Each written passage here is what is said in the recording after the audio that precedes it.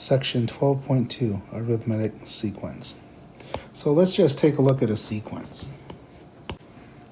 Now, one thing you probably catch about this sequence right away is that you could actually continue it. So you know the next one then would be 34 and then 39. So you see the pattern. A lot of times we're really good at picking up those patterns. But what we're going to do is we're going to see the mechanics of all of this.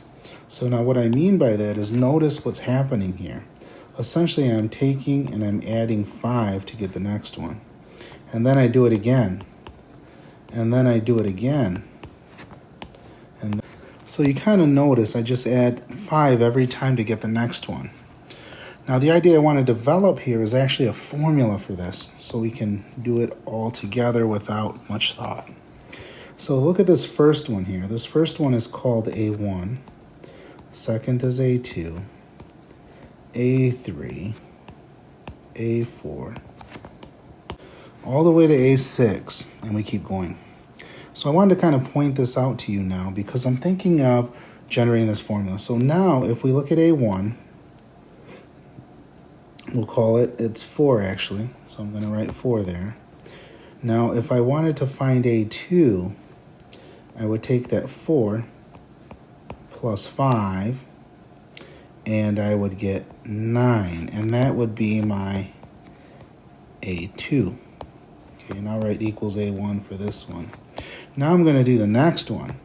So the next one would be 4 times, or 4, and that's because that's the first one, plus, now I'm just looking at the top here, because I always want to just go from the first. Because if I want to get to A3, which is here, okay, I'm going to have to add 5 twice. Okay, and that would get me to A3. So I'm going to say 5 times 2, because I need 2 of them. And that's going to give me that 14, and that equals my A3. So now I'm going to go to A4, which is here. So I'm going to have to take the 4, and I'm going to have to add 5 how many times? Let's take a look. So to get to A4, I'm going to have to add 5 3 times. So this is going to be 5 times 3. And that's going to be 19, which equals A4. Now when I do the fifth one, that's going to be 4 plus 5 times 4. So I'm going to have to do 5 4s. Because you think about it, here's A5, and how many do I need to get there? I need 4 of them.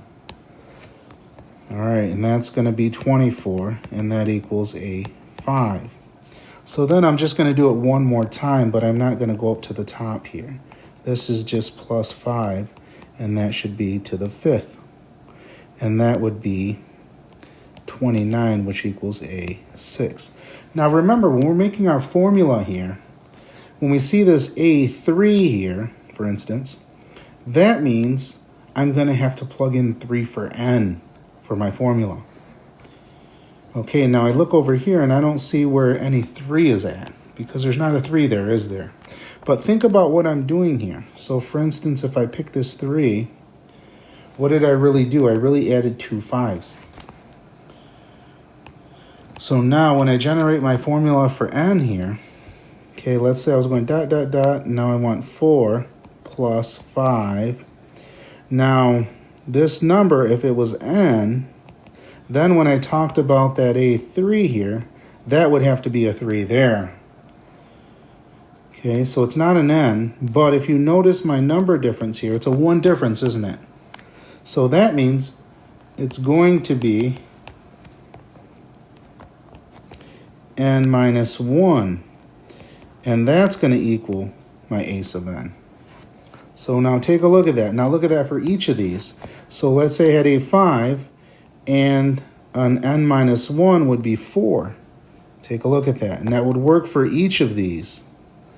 So that's kind of the nice thing about this. So this is my formula that I could actually use here. So now to simplify this formula, it would be an, equals, and then when I multiply this through here, that's going to be 5n minus 5. So it's going to be 5n minus 1. And that's what our formula would be for this one here. So again, I use this formula here, but I still have to simplify my a sub n. And that would be the formula for this problem here. Now, if we were going to write this sequence formally, I would write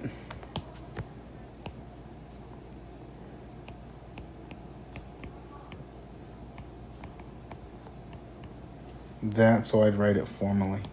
This would be the formula, the a sub n term. This here would be the sequence. And now notice this, my a sub n here is what I actually put inside of that sequence, brackets.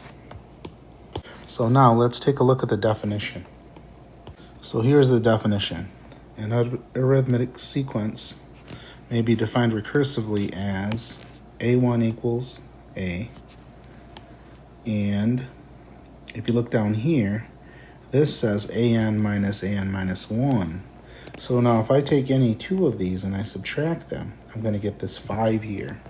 And that 5 I'm adding across all of those is what this d is here. Okay, just so you know, that d you see here is that number I'm adding to each of those to get the next one.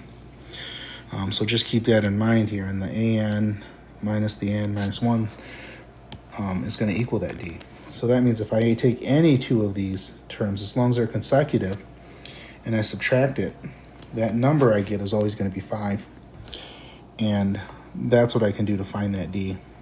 And they're just giving me the formula for it. And this is just a recursive formula here. Now, the formula I have down here is the formula that's going to be more of the explicit formula. This one here, I mean. Not the one below that, but that one. This one here is the way I'm going to find it. And that'll work for any of these sequences. Now, sequences that are arithmetic, that's the formula I'm going to use to get the formula explicitly. So let's try that for the next one.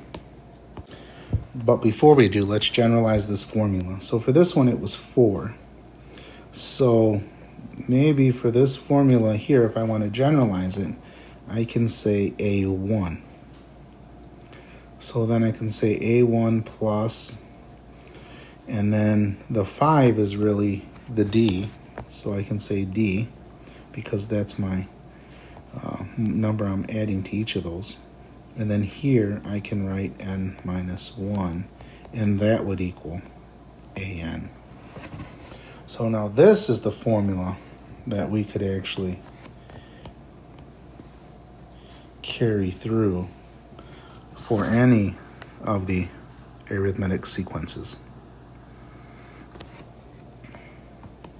And notice what this is here. When I read the rest of this definition, a1 equals a, an equals an minus 1 plus d.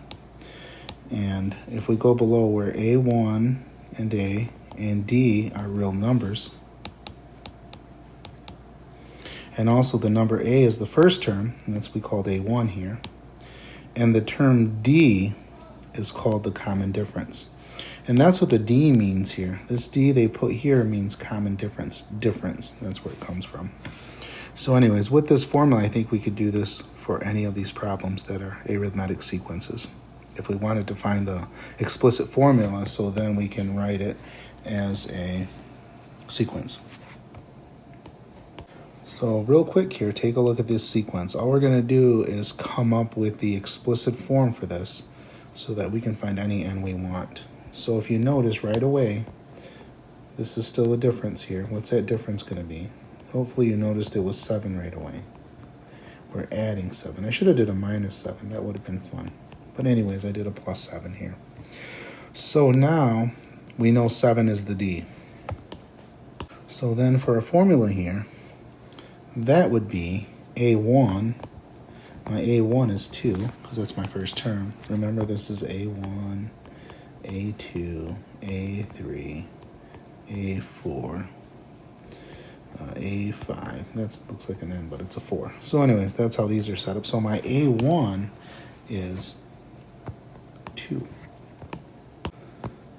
So 2 plus, the D here is 7, and if that was a negative 7, we could put a minus 7 there, or plus a negative 7.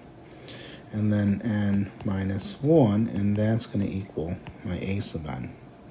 Now remember, if we find A sub N, then we can set it up, my sequence in its explicit form. So now let's take a look at this.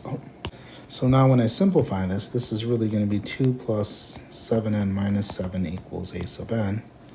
And then this is really going to be A sub n equals 7n minus 5.